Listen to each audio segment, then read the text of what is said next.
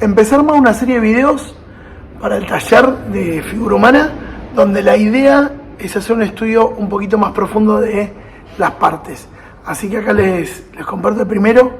Este primer video tiene que ver con el estudio de las manos. La mano es una estructura que tiene una parte sólida y una parte en movimiento. Una parte sólida donde si nosotros la vemos de arriba la podemos asociar a un cuadrado o la podemos asociar a una especie de trapecio, donde es más angosto hacia la muñeca y se ensancha hacia los dedos. Y tenemos los dedos que cumplen una función más expansible, ¿sí? Donde tal vez ocuparía el mismo formato, pero con todas o con 4 partes en forma independiente, más un dedo que se escaparía hacia el lateral, ¿sí?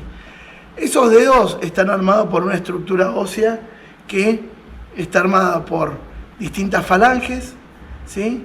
Donde son 3 falanges que son móviles, todas son móviles, ¿no? Pero 3 falanges que pertenecen al dedo y otra que pertenece a lo que sería la mano.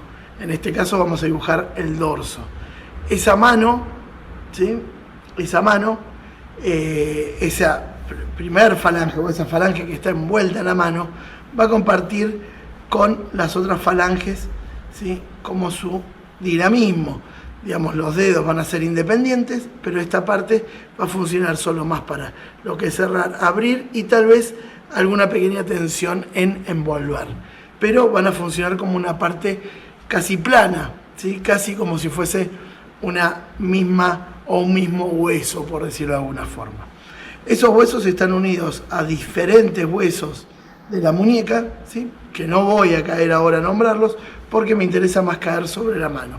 Pero sí marcar la muñeca como identidad, porque esa mano se engancha a la muñeca que después se engancha en el brazo, ¿sí? Esos dedos hay que tener en cuenta dos proporciones. Una proporción que más o menos la mitad de la mano, o más o menos la mano se divide en 2 mitades iguales, ¿sí? Si yo mido esta mitad y esta mitad va a ser igual. Eso pensando en lo que sería la mano vista desde el dorso, la mano vista desde el frente. Esta parte es más amplia que esta, porque si nosotros vemos de perfil, los nudillos están más atrás que el pliegue que tenemos en la piel de adelante. Digamos que esta pendiente del nudillo acá me marca una pequeña diferencia, que es la que me amplía este movimiento, ¿sí? Esta distancia. Entonces, pensando en el dorso, eso mismo, pensándola de frente es distinta, ¿sí? Pero si uno calcula la mitad de la mano en lo que sería el frente, estaría ubicado en las almohadillas, que es donde estaría la oposición al nudillo o a los nudillos, ¿sí? Fíjense que la parte donde se infla, donde se me genera agarre, digamos en la primera almohadilla de agarre, es donde estaría ubicado los nudillos, y ahí estaría más o menos esa mitad de la mano, ¿sí? Por un lado esa mitad. Por otro lado, se dice, es una proporción para tenerla en cuenta, ¿sí? Que el dedo del corazón, el dedo del medio, tiene más o menos la misma altura que el ancho. Se podría tomar como una medida universal, lo mismo que el total de la mano más o menos ocupa el tamaño de una cara. Digamos que la cara en proporción sería lo mismo, el mismo largo que la mano. Si la cara que iría desde el mentón hasta el inicio del pelo. A veces puede ser un poco más pequeña, pero más o menos rondaría esa dimensión. ¿Por qué está bueno ver estas dimensiones? Porque está bueno tener en cuenta que la mano tiene una medida que es grande o que es amplia, porque muchas veces la dibujamos más pequeña. Entonces está bueno como comparación. No está bueno tenerlo como una medida exacta, porque uno es muy raro que dibuje la mano así. Por lo general las manos tienen actitudes distintas. Entonces esas actitudes distintas que puede llegar a tener son actitudes que no del todo cierran la misma proporción. Pero sí, visualmente uno puede asociar eso con ese dinamismo, ¿no? Otra cosa que uno tiene que tener en cuenta es que la mano va a estar o puede asociarse a ritmos. Digamos que yo tengo una estructura Acá en la muñeca, como enganchan las primeras falanges, tenemos una estructura rítmica en los dedos en cada corte de la falange. Digamos que si yo me marcaría o me dibujaría, fíjense que armo un ritmo. Si ese ritmo lo hago abierto, se me va a marcar bien abierto. Si lo hago más cerrado, va a ser más cerrado y más. Si lo hago bien abierto, me va a marcar como un eco, como si fuese una gota que cae en el agua, casi simétrico. Si lo hago cerrado, va a ser un eco que se va cerrando de a poco, que va a ser como más oval, ¿sí? Eso está bueno, ¿por qué? Porque la mano, a veces, para dibujarla, está bueno también ver esos movimientos, esos ritmos. Y otra cosa para tener en cuenta es, cuando uno la dibuja, la mano suele tener en cuenta los dedos como independientes. Si uno tal vez dibuja la mano, dibuja otra la mano y dibuja los dedos como separados, que quedarían como una especie de guante, ¿sí? ¿Por qué quedaría una especie de guante? Porque uno no tiene en cuenta que los dedos, si bien no terminan en un punto perfecto en el medio, los dedos apuntan hacia el centro de la muñeca o de la mano, ¿sí? ¿Por qué apunta al centro de la mano? Fíjense que si yo los tengo la mano en una posición normal, iría ahí. Si yo abro los dedos perfectos, sí me apunta al centro de la mano, ¿sí? Pero es muy raro una posición así tan abierta de la punta de la mano, tan abierta de los dedos. Entonces, está bueno tener en cuenta que apuntan hacia el centro. Si esos dedos ya yo los armase en ese guante apuntando hacia el centro, fíjense que ya armaría una mano un poquito más natural, ¿sí? ¿Por qué? Porque justamente me arma una armonía con esa dirección que tienen los dedos. Siempre está bueno ver las direcciones de las formas. Si nosotros tenemos la estructura y la dirección, después podemos jugar a armar cualquier forma. Digamos, yo puedo jugar a que una mano quede con un dedo para afuera, que me va a quedar bien si yo armé toda esa estructura bien armada, ¿sí? Entonces, por un lado, esa estructura.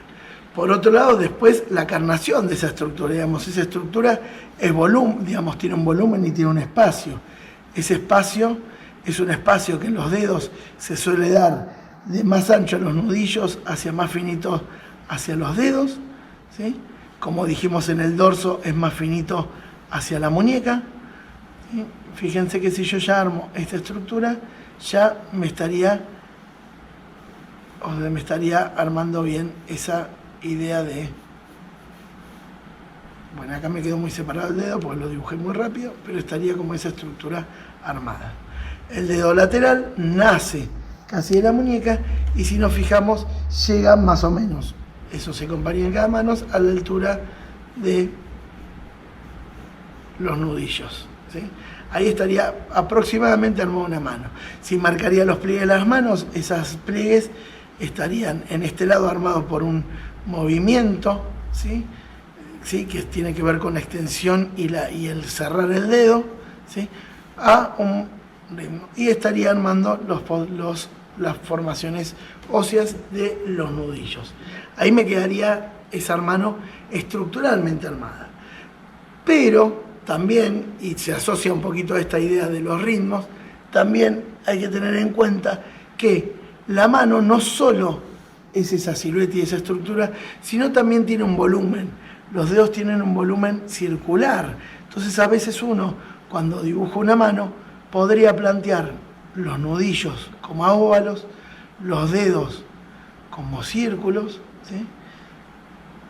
Entonces, y esa estructura ósea que va hacia la muñeca. Entonces, si yo la empiezo a plantear como círculos, fíjense que ya me queda mucho más volumétrica armada esa mano, no solo estructural, sino volumétrica, ¿sí? Digamos, no tenerlo en cuenta como particiones tan rectas, sino que ver cómo son esas curvas, mismo si uno después llega al estado de la sombra, cómo esa sombra puede armar la idea de un cilindro, ¿no? Una idea de que si la luz viene de, supongamos, de este lado, la sombra viene de este lado y se armaría un pasaje de sombras casi oscuro que va hacia el claro, ¿sí? Dando si el otro dedo está muy pegado, otro cilindro, donde pasaría lo mismo, pero puede suceder que el inicio, este dedo me proyecte una sombra hacia el otro.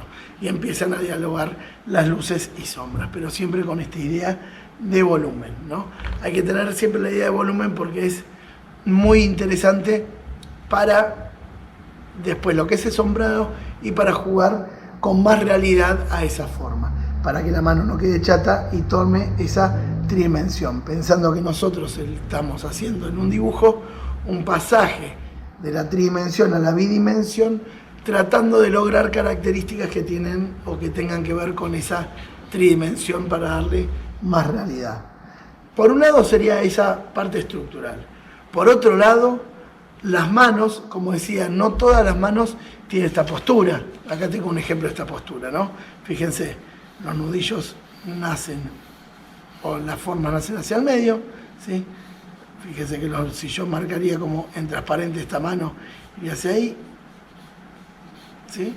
Y si marcaría los ritmos, fíjense que estarían las curvas dentro de eso, ¿sí? Muy rara vez hacemos una mano de frente, y si la hacemos, por lo general no todos los dedos terminan en esta posición tan rígida.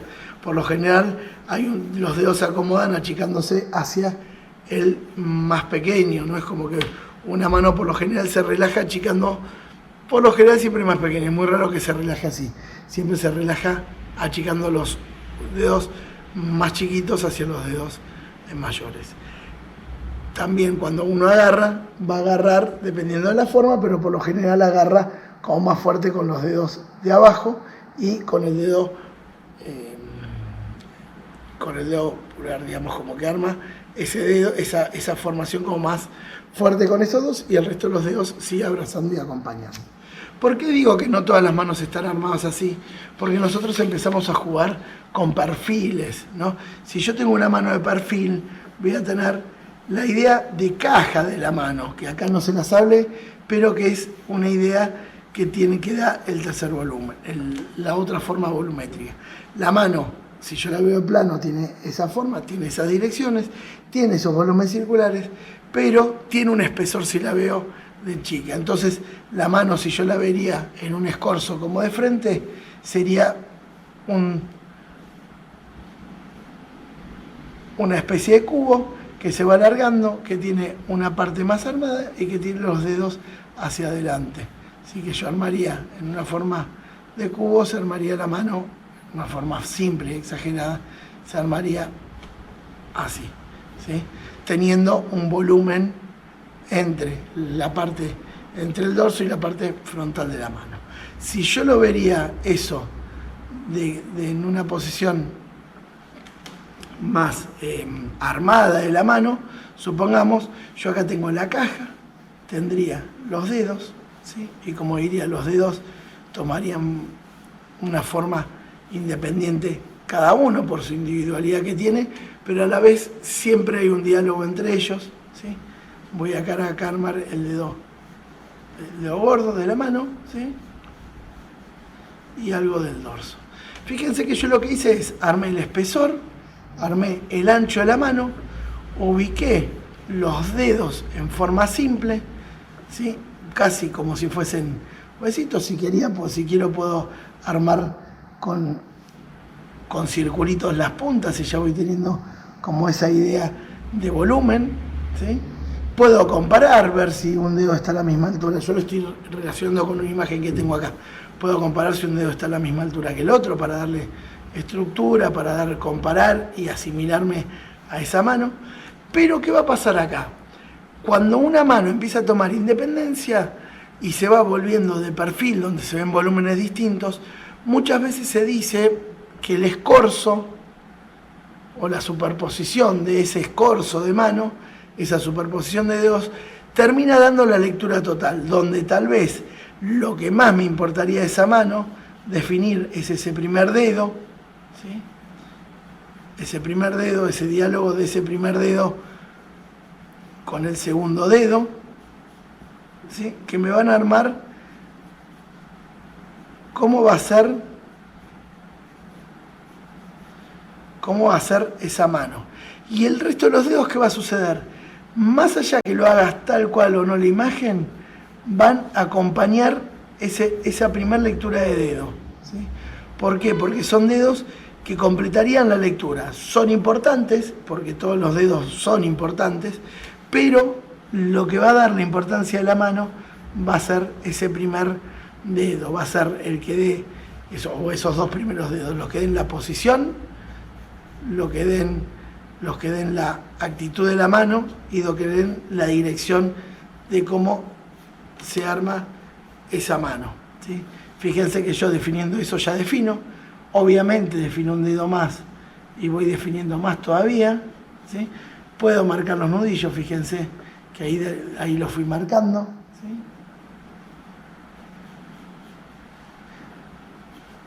¿Sí?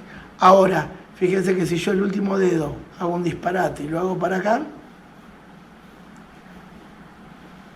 la mano se le iría bien también. Si la hago el otro dedo un poquito más para acá, siguiendo siempre los ritmos, ¿no? Fíjense que estoy siguiendo como ese dinamismo, los ritmos que tiene las particiones de la mano. Fíjense que también quedaría bien esa mano, ¿no? Sin embargo, son dedos que están mal posicionados porque es muy difícil moverlos de esa forma. Digamos que el primer plano me da la lectura, no solo me sirve la estructura, sino cómo estoy armando ese dibujo y qué lectura le estoy dando a ese dibujo.